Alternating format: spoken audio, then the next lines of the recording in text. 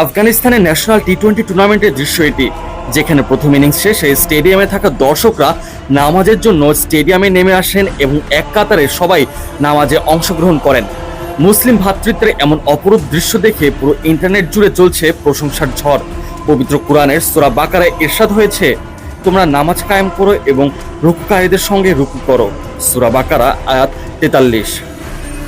আল্লাহর নির্দেশ মোতাবেক কাবুল ক্রিকেট স্টেডিয়ামে সত্যিই যেন এমন এক অসাধারণ দৃশ্যের দেখা মিলল, যেখানে সকল বয়সের মুসল্লিরা খেলার বিরতির মাঝে স্টেডিয়ামের ভেতরে এসে নামাজ আদায় করতে থাকে।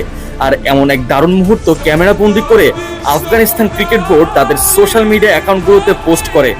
এরপর থেকেই শুরু হয় প্রশংসা।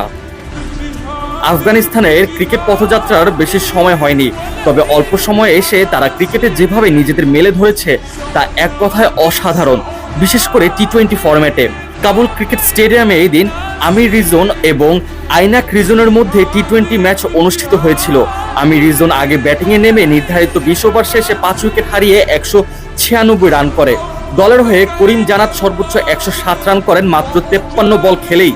এরপরেই প্রথম ইনিংসে বিরতি দেওয়া হয়, আর তখনই এমন এক কাতারে সকল মুসল্লিদের নামাজ পড়তে দেখা যায়।